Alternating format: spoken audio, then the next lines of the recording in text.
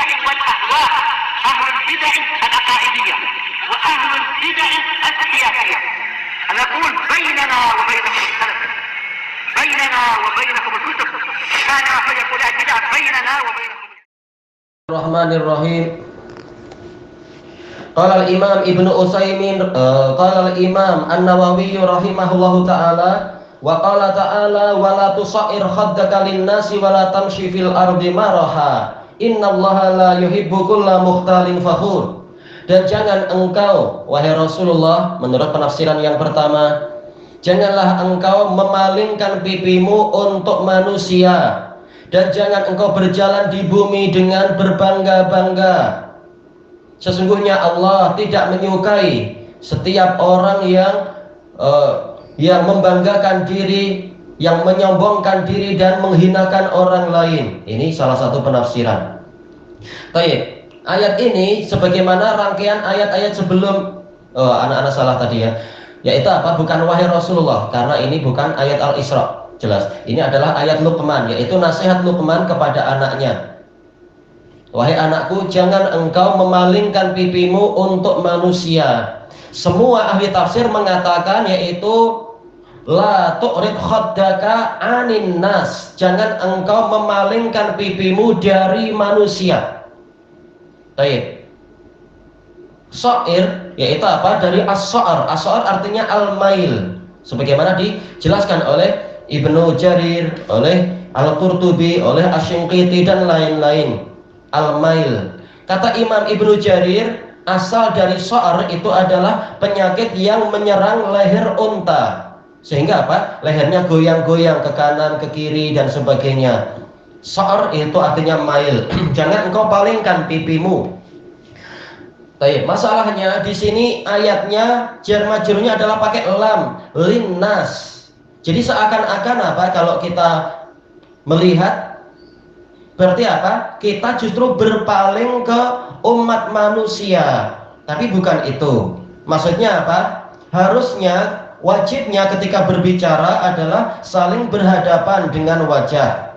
Tapi di sini jangan engkau palingkan pipimu ke umat manusia, ke orang-orang. Jadi wajah kita menghala ke kanan atau ke kiri. Jadi yang menghadap ke orang itu adalah pipi kita. Makanya tafsirnya memang apa? Wala tu'rid anin nas. Pakai an. Jangan engkau berpaling dari manusia ketika sedang berbicara, karena ini menghina dia. Bagusnya apa? Berbicara yang saling, wajahnya itu saling berhadapan. Tayyib. Kemudian disebutkan oleh Al-Qurtubi rahimahullah, tatkala ayat ini sebagaimana penafsiran semua ulama, semua ahli tafsir bicara masalah kesombongan dengan berpaling, hakikat berpaling itu apa? Yaitu merendahkan orang lain. Makanya ayat ini mengandungi makna ihtiqaran linnas. Maka sesuai di sini pakai li. Bukan an, tapi apa? Ihtiqaran linnas. Jadi semuanya betul penafsiran ini tadi. Memang apa? Wajahnya menghala, menghadap ke yang lain, pipinya yang menghadap dia. Khaddaka linnas. Sambil juga mengandungi makna takabburan wahtiqaran. Takabburan 'alan nas wahtiqaran lahum. Yaitu apa? Meremehkan mereka. Seandainya orang yang di hadapan kita adalah raja atau penguasa dan sebagainya yang lain, atau orang yang sangat kita muliakan, niscaya wajah kita menghadap ke dia, bukan menghadap ke arah yang lain.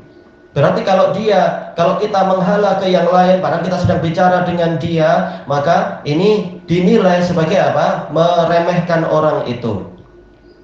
Ini diantara petuah dan nasihat orang tua kepada anaknya dari sisi apa? Adab, yaitu jangan engkau menyombongkan diri terhadap orang lain, menghina orang lain. Ini jayid. Orang tua bukan hanya sibuk untuk seperti orang-orang awam itu mengurusi masalah duitnya anak, kesehatan anak, tapi juga mengajari adab-adab yang baik, bicara yang baik, jangan dengan bicara yang menyakiti hati orang yang diajak bicara. Demikian pula sikap-sikapnya ini diajarkan oleh anak, diajarkan oleh orang tua kepada anak.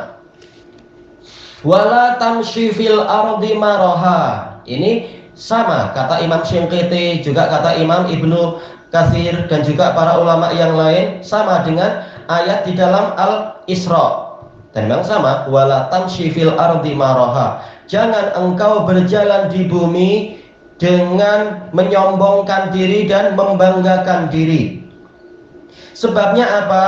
Innallaha la yuhibbu kulla mukhtalin fakhur. Sesungguhnya Allah tidak menyukai setiap orang yang mukhtal. Mukhtal ini fi nafsih, fakhur fi ghairih, yaitu apa? Menyombongkan diri sendiri. Mukhtal ini adalah takabburan wa tajabburan wa ta'azuman fi nafsih, mengagungkan diri sendiri, membusungkan dada, boleh jadi apa? Sambil mendongak ke atas, tidak mau melihat wajah orang itu, tapi malah melihat ke langit ketika bicara. Intinya adalah yaitu menyombongkan diri. Fakhur ini adalah tafakhur alal ghair, yaitu membanggakan diri dan menyombong dan menghina orang lain. Ini fakhur. Ada beberapa penafsiran yang lain, tapi inilah yang paling ma'ruf di dalam tafsir kitab-kitab tadi itu. Dirinya sendiri merasa besar, lalu fakhur. Lalu apa? Menyombongkan diri di hadapan orang lain sambil menghina orang lain. Baik, apa perbedaan pola dari Al-Isra dengan pola dari surat Luqman? Kalau Al-Isra di situ Allah memperingatkan hakikat diri kita. Wala tamshi fil ardi maraha innaka lan tahriqal arda wa lan tablughal jibala tula. Jangan engkau berjalan di bumi dengan pongah dan sombong serta ujub, karena engkau sendiri tidak mampu menembus bumi dan tidak mampu untuk mencapai ketinggian gunung. Jadi engkau sendiri rendah, tahulah dirimu sendiri itu siapa, manusia yang kecil aja. Sementara untuk ayat Luqman di sini, Luqman Al-Hakim mengingatkan tentang Allah Subhanahu wa taala kepada anaknya. Kenapa saya tidak boleh berjalan dengan sombong wahai ayah?